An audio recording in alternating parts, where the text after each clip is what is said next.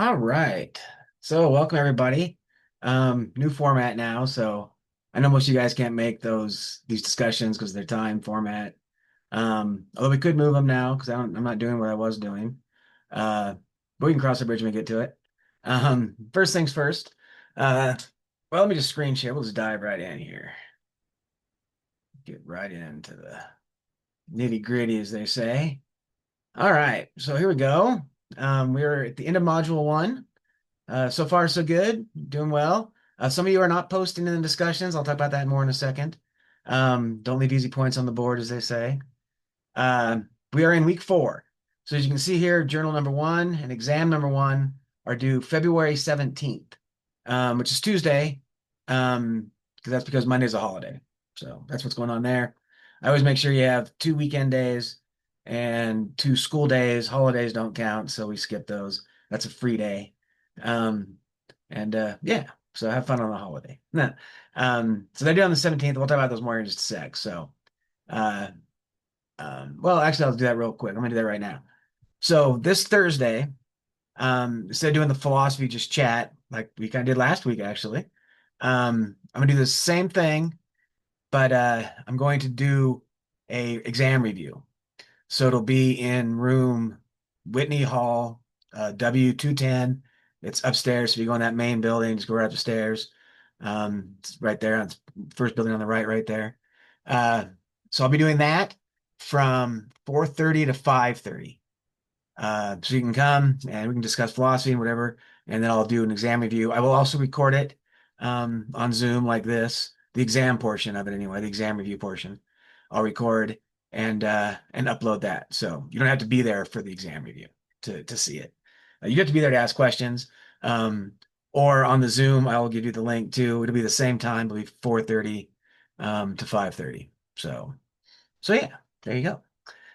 So that's that. That's this coming on Thursday. I'll send an announcement too with the link.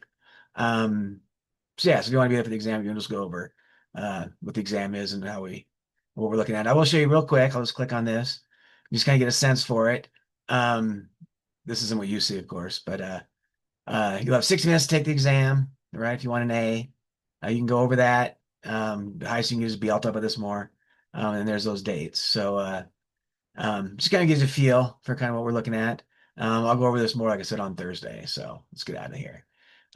Let's talk about the readings. So here's the module. This is module 4. Some pretty good stuff here. A lot of it was leading up to this. Um, truth in politics. If you want to go looking for truth, is politics really the place? Oh, actually, it's a perfect place. It works. It fills a lot of goals. Um, you can see we're reading the reading 1, critical reasoning. Reading 2, trust, truth, and political conventions. I'll talk about these both here in a second. We'll really spend some time on reading 2. I'll explain why I picked that one, yada yada. This is the lecture video that's going as we speak. I'll put it right here and the link right here. There's bonus video, Aristotle and the Function of Life. Really good, I think. Trying to do that much in that short of a time, it's cute, I guess you want to put it that way. But it's a really good job of Aristotle's account that still grounds us to this day. And we'll hear it here in a second. This idea that what makes humans unique is that we live in the polis. That's what Aristotle said. The polis being, the city-state government, cosmopolitanism, anything, all those kind of terms play off of that. Um, and so that's kind of Aristotle's claim, right? He says the only beings that live outside of civilization are beasts and barbarians, right? Famous Aristotelian quote. Nothing lives outside the city walls but beasts and barbarians. And the gods. The gods also. So if you're not a god, if you're not a beast, you're not a barbarian, you should be civilized. Um, and that just kind of gets accepted in a weird sort of way, strangely enough. And and that's kind of where we sit today, right? Civilization, blah, blah, blah. That's what we're going to see here in a second. That's a really good piece about how what Aristotle argues is that that's our function as a human is to live together and cultivate justice and these kind of things. And it's one of those. It's like, is that really our function? Why do I why am I supposed to believe that? Um, but it has a huge effect. So yeah, so we'll see that more in a sec. Just go over real quick. The journals are due at the end of this module. Again, it should just be one file, right? For journal, you're considered journal number one, module number one. And it's all of your notes, however you're doing it. And remember, the idea in these journals is these notes you're taking, what you're writing, is what you're going to be able to use on the exam, right? And it's this first module. I take everything with a grain of salt in the first module. We're looking at, you'll get a sense of what the exams look like. You'll have a better feel for all that. Um, and module two is where we kind of really, ramp it up and everything will start to make more sense and you'll have a better idea of what's going on. And then the discussions. Um, oh, sorry, back to the journal real quick before I forget. So again, same thing, account for the readings, and then just throw in a quick paragraph, and you'll do this for every module, every journal. Just kind of a quick summary of what you thought was interesting, what you learned in the module, right? Um, Particularly things that stuck out to you, your interests and stuff like that. Because you'll be able to use those again on the exam too. Um, so yeah, just that's what I'm looking for in the journals. And again, first one, we'll work through it. As far as the discussion goes, that's really, as of right now, I'm giving you full credit just for posting. But in the next module, to get full credit, you're gonna have to actually, talk to each other, interact. Um, so yeah, again, we're easing into it. Some of you are doing really good at that already. You'll be fine. Some of you need to work on it. Those of you that aren't posting, you're just leaving free points on the board.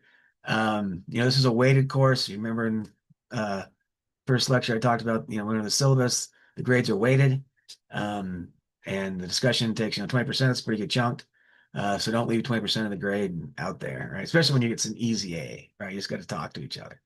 Um, and also in the discussion, I posted this link to Brave New World. Um, if you have not read Brave New World, I highly recommend it. It's a great read. Um, it's basically about, civilization versus living inside the city walls or outside the city walls. Just, going from Aristotle into the, 21st century kind of thing. And we can control, and this is what the book's about, right? We control existence. There's no more crime. There's no more suffering. There's no more cancers, blah, blah, blah. Sex is just for pleasure. All childbirth is done through the state, in test tubes, basically. And that world is great. If you don't feel good, you take soma. It's this drug. It's like cocaine, basically.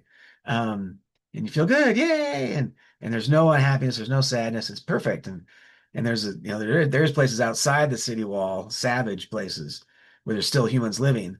And one of them, the savage, as he's called, is talking to the ruler, and they're just trying to talk to each other about, the ruler's just like, how can you not see how great it is? And the savage is like, how can you not see how ungreat it is?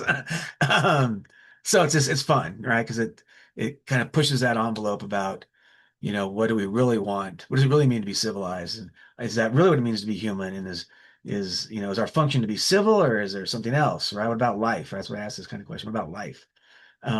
Is life no good because it's not civilized, or so that kind of stuff. So again, great read. It's not required. You're not required to read Brave New World. I'm not going to quiz you on it or nothing like that. Um, but if you're looking for something to read on the side, it's free. It's the whole book, just a link right to it. So yeah, okay, enough of that. Well, let's look at the readings. Okay, critical reasoning. That's what we're here for. And again, I have these notes in here. If you want a copy of these, remember, just shoot me an email, your school email, Google me. It doesn't really matter. I'll just share it with you through the account. You'll have to open it and Google it anyway. You guys figure that out. But if you want this copy, if you want this with the content, you can get those. You just got to email me. The reading you guys have does not have these in it, of course. That's the point. And I mentioned that last week. The reason I do that, so I really want you guys to read it on your own before you kind of see my comments, right? You get a sense of what you think about it. Uh, yeah. So anyway, that's just an old school. I think it's a good thing. It's a good thing for you guys read on your own before I say something about it. But anyway, so critical reasoning. Here we go. Mary Ann Talbot, right, is the author here. This is a pretty basic piece. Nothing too, uh, you know, controversial, I guess I would say. Um, she does a pretty good job of talking about reasoning, what critical reasoning is, how it functions. Um, this idea of the good, and you can see it right here. Only rational beings can be, and this is actually a very famous argument. Eric Kant makes this. We're going to look at Kant in the module on knowledge. He shows up in the next reading too. We'll see him. Kant is everywhere. You can't get away from Kant. And we'll see why. But this is the kind of thing Kant would argue. Only rational beings can be irrational, so we can't We can't judge a grizzly bear for killing somebody because they're just doing what they do. There's no reason there, quote unquote. Only things that can act for reasons can act for bad reasons. Only humans can do bad things. Grizzly bears can do things that are bad to humans, but they're not bad qua bad, which is to say they're not bad as such. And that's important language to hold on there. Like, what, as such? Yeah, that's what I mean. Not bad as such. And so I have this question, there's the good again. That's Plato's question. There it is. We see it right there. We see it everywhere. That's what Plato wants. That's what Plato's asking back in the day is, I'm sorry.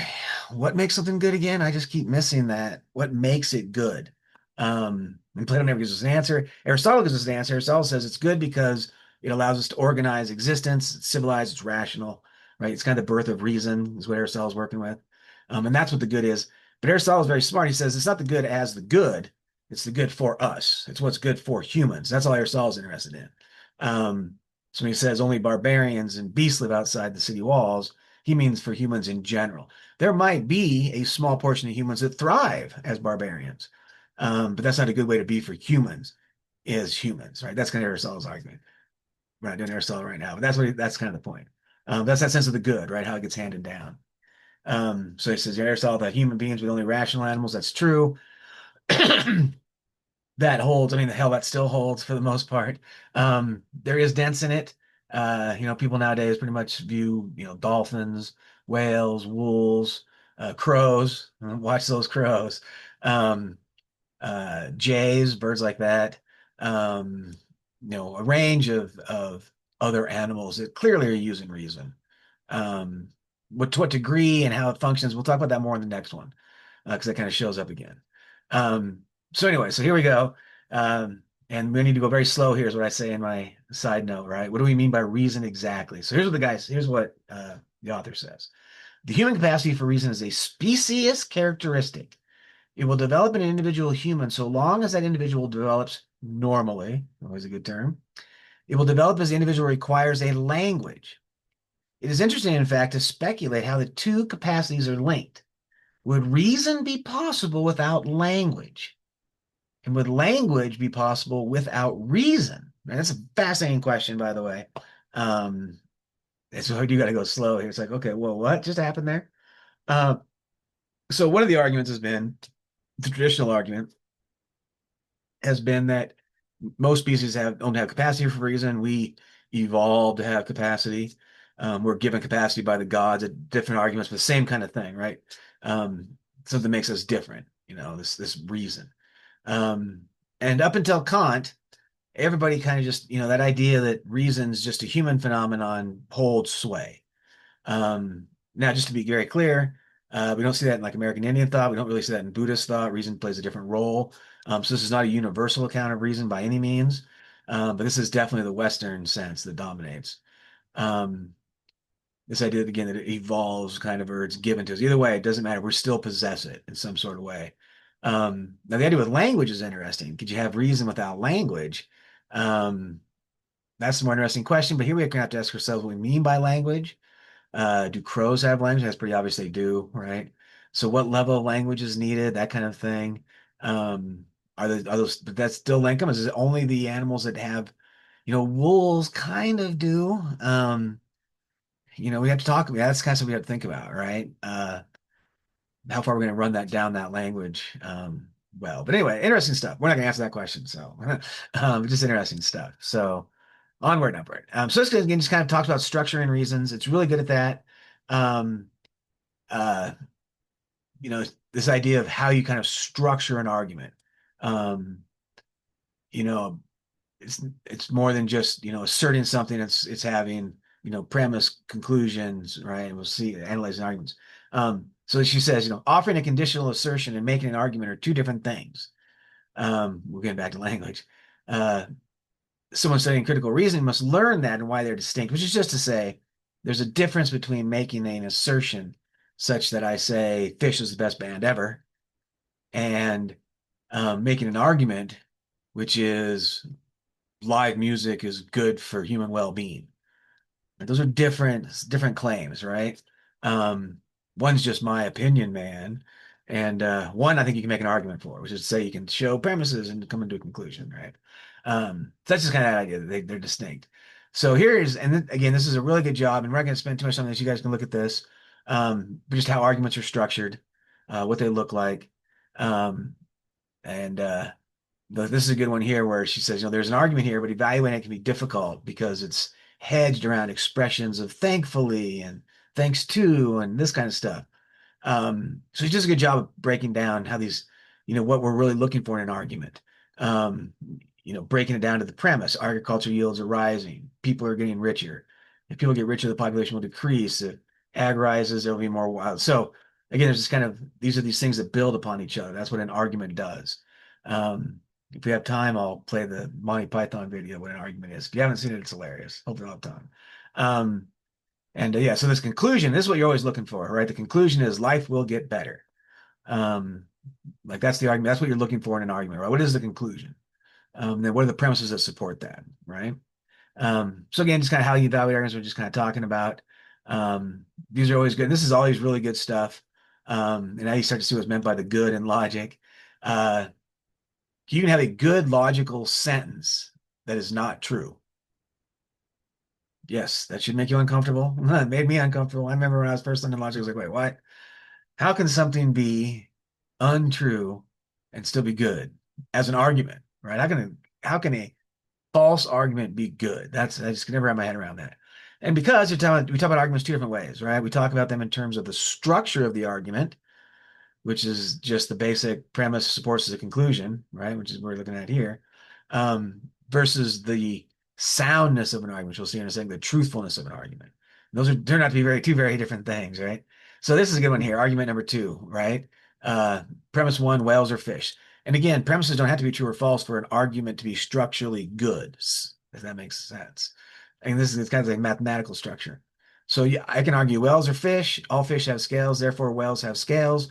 That is a good argument because the premises are true and the conclusion follows, right? That's what a good argument is. When the premises are true and the conclusion must be true, right? All men are mortal. Socrates is a man, therefore Socrates is mortal, right? That's how we see that. That's those things have to be true, right? Now, when you make that argument with Socrates, those things are true as truth that all humans are mortal.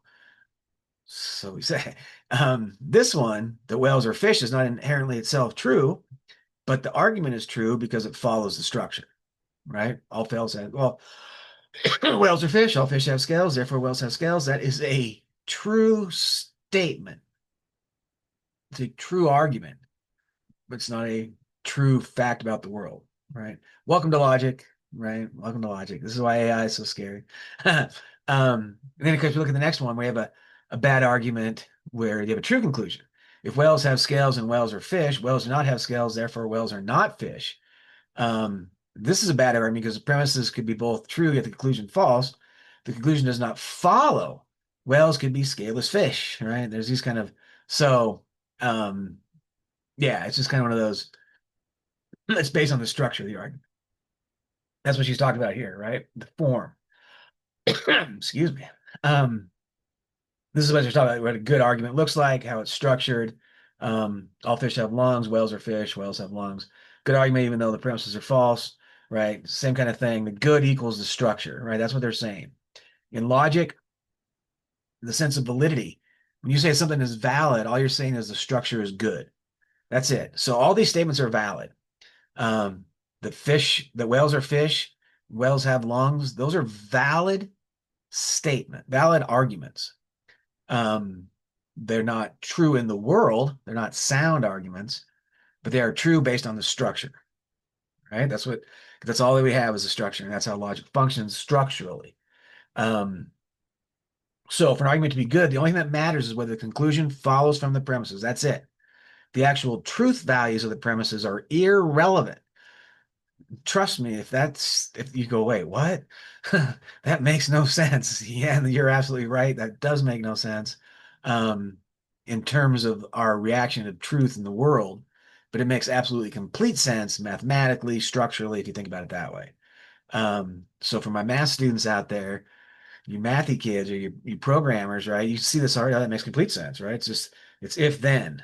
I press this, that happens, this goes there, when this, when that, right? You can see all that. That's all that we're talking about. Now we talk about soundness, right? The soundness of an argument. That's whether it's actually kind of true in the world, right? That's the way I always say it. It's true in the world. Um, so you can't require soundness of an argument because soundness will always be dependent upon situatedness, I guess is kind of the best way to put it, experience, life. Um, this one, killing persons is wrong. Therapeutic cloning involves killing humans, therefore therapeutic cloning is wrong.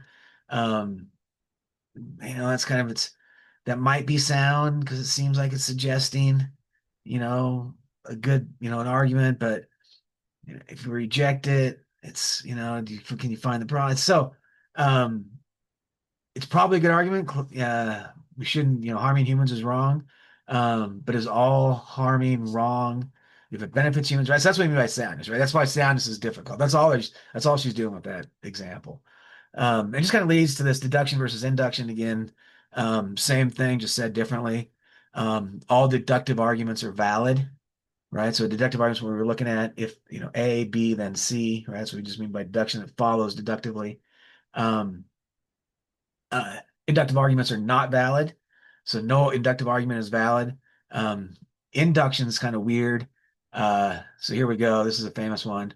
The sun has risen every day on the history of the planet. The sun will rise tomorrow. That's an inductive argument. Probably true. Probably a good bet. Sun's probably going to rise tomorrow. It's not going to rise. It's sitting there. We spend, but the sun's probably going to rise tomorrow. But we can't know that based on pure experience alone, pure induction. Our induction can be wrong, can be misled. Quantum theory thrives on this. There's an experiment going on to this day, as far as I know, still happening. There's a ball bouncing against the wall, and they're just waiting for it to go through the wall, right? Because every time it hits the wall, it bounces back. So there should be a time when it goes through it because the particles and blah, blah, blah. But so anyway, that's what they mean by induction. Induction can fool us, right? Um, but a lot of our arguments are inductive. So just think about it. Yeah. Anyway, so you can check that out. We'll just kind of close it out here. Just to show how silly it can kind of seem. You can make an argument, nothing has to even make sense. Widgets or whatever that is, homolo and whatever words they're using. There's nothing sound about it, there's nothing good about it, but that's a strong argument because it follows deduction, right? Premise one, premise two, conclusion. That's so the structure. A good valid argument is deduct. All valid arguments are deductive. All deductive arguments are valid.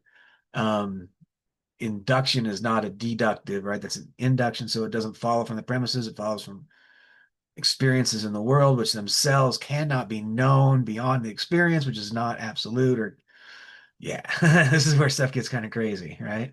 Um, and So induction, it says here is important as deduction, but it's different. Kind of understanding how those two play off of each other. Um, the idea of, where does induction stop and deduction begin, that kind of stuff. So that's that piece. It's a fun piece. Check it out if you haven't. Pretty fun read. This one, on the other hand, this last one we're going to end with, I chose this one on purpose. I read a couple. This one was perfect, I thought, for what we're doing in this class. Um, so, well, Adrian Brockles, you can hear, wants recognition of human value in political debate.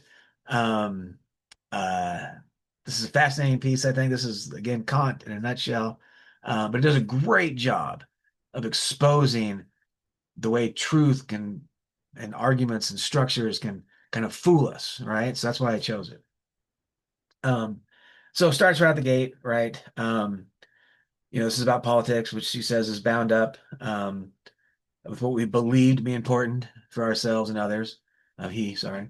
Um, and of course, this is what always loses me in politics is like, I understand saying what's good for me. It's that good for others where they always lose me, right? But if it's good for me, it must be good for you, right? That's kind of the fallacy of reasoning, if you will. So, it goes in and starts talking about truth value right away. Um, Political spin, fake news, stuff like that. Does a good job of pointing out there's nothing new about this. We've been seeing this since the very beginning. Talks about the sophist, Gorgias. This is a Platonic piece. The Gorgias, it's about this renowned sophist who's really good at basically making anything he wants true, right? That's what makes the sophist so popular is that he can, it says here, right? Sophistry allowed him to answer any question put to him, truthfully or not, he could provide an answer, right? What you should do. Whether it's truthful, whether it's good or not, doesn't matter. You can always make an argument. You can always tell somebody they're right for what they're doing. That's kind of what sophistry is. Um, so long before fake news, this was going on. Stuff that goes on in England, went back in the day. And the point here is just simply to remind us there's nothing new with this political games we're playing.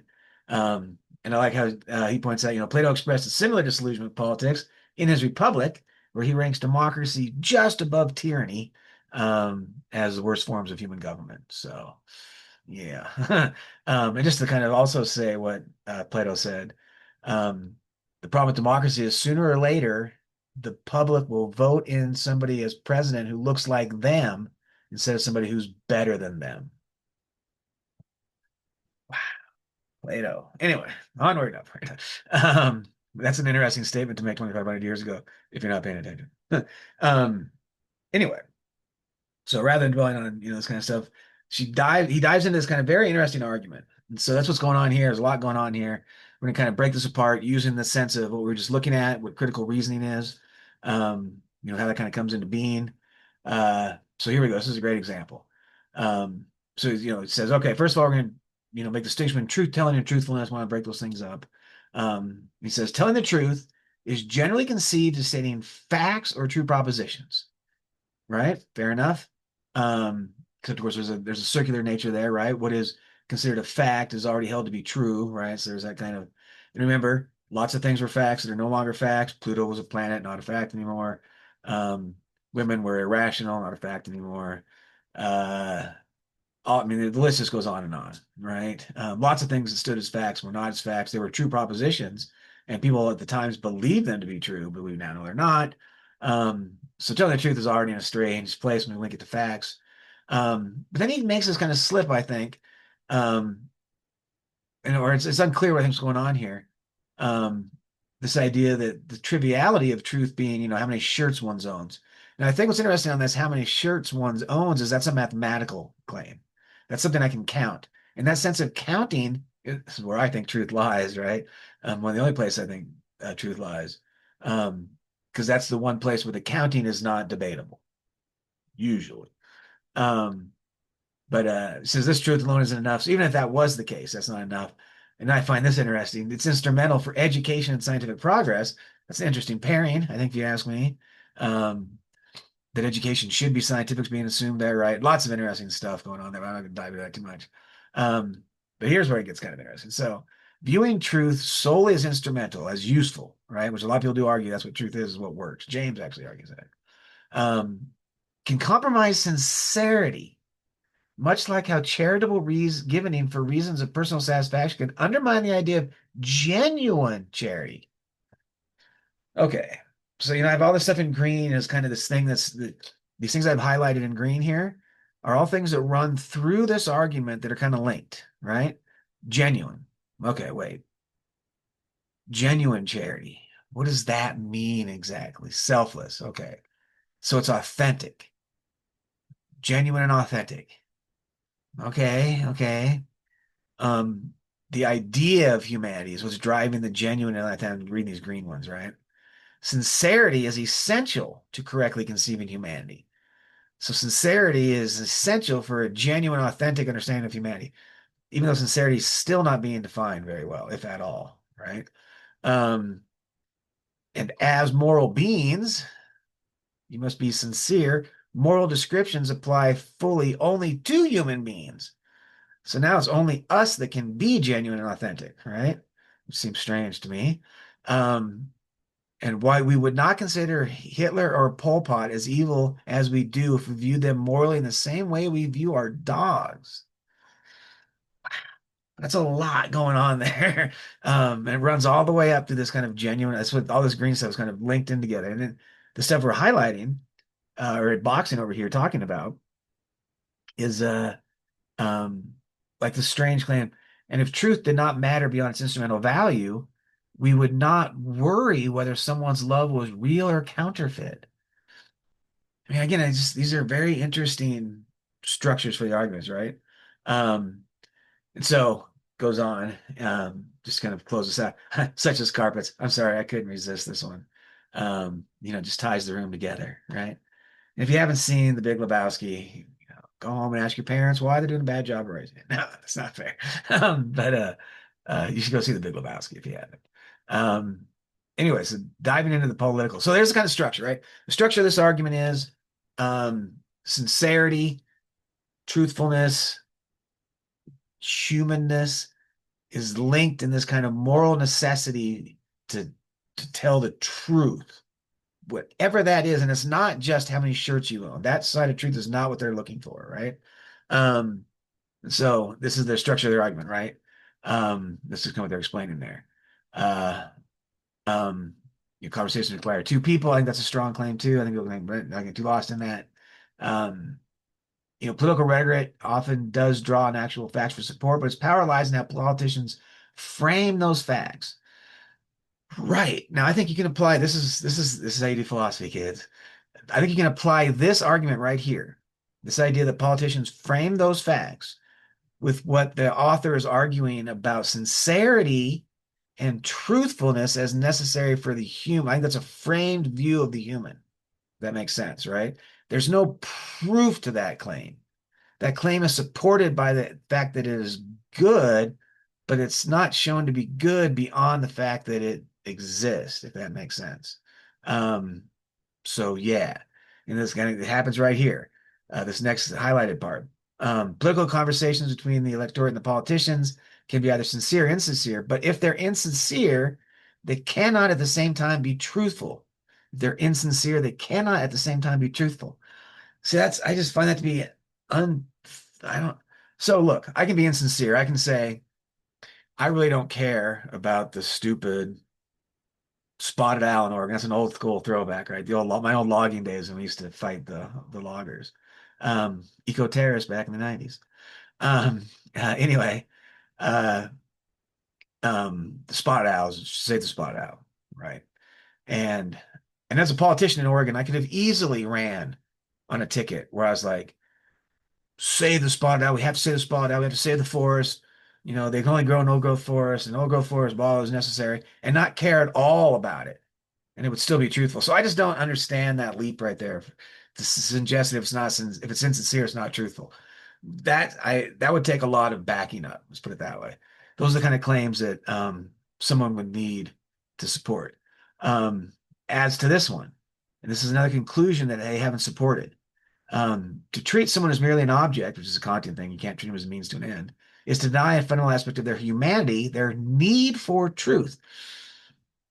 Again, it depends on what sense of truth is being used there, right? The need for information, I think is totally fair.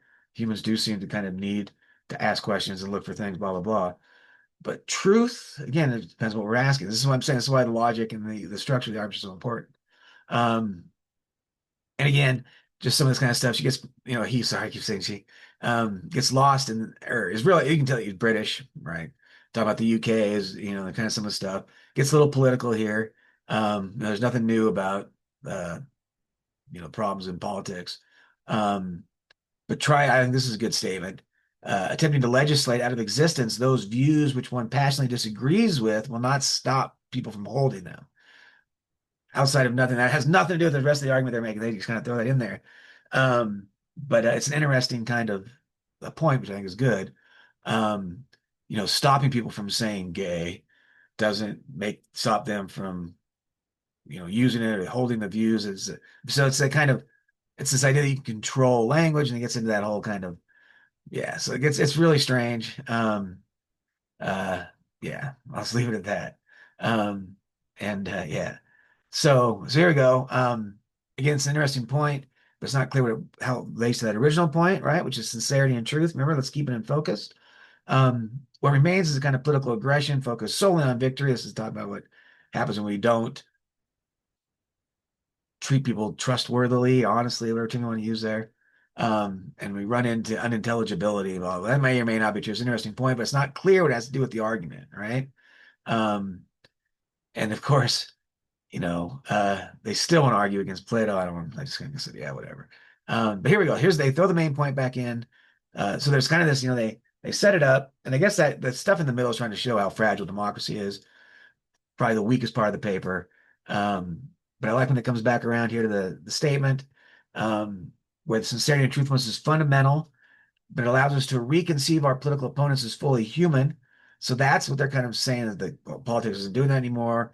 And this idea of sincerity would allow us to do that. That's the main point, right? But here we go. And this is where it gets kind of weird. Socrates was executed by the Athenians for asking too many questions. Not really true. He was executed because he was asking the wrong people too many questions, the leaders, right? And people who are claiming to know things. And then he would go up and say, well, how do you know that? That was kind of what was going on. It wasn't that he was asking many questions. He was really asking for proof. That's what got him in trouble. But anyway, that's not here. And of course, this justification seems perfectly reasonable. This is the framing part, right? After all, one is so obviously right. That is where things break down, right? The second you think you are right, all bets are off, right? That's kind of the game. Except for in mathematics, where you can be correct.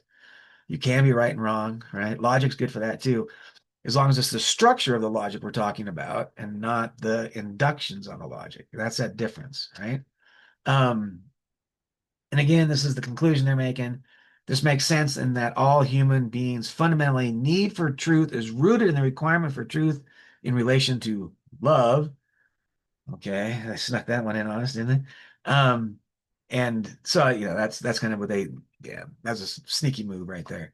Well, they did say that in the beginning, right? They mentioned how somebody didn't love you or not, right? So it is up here. There it is.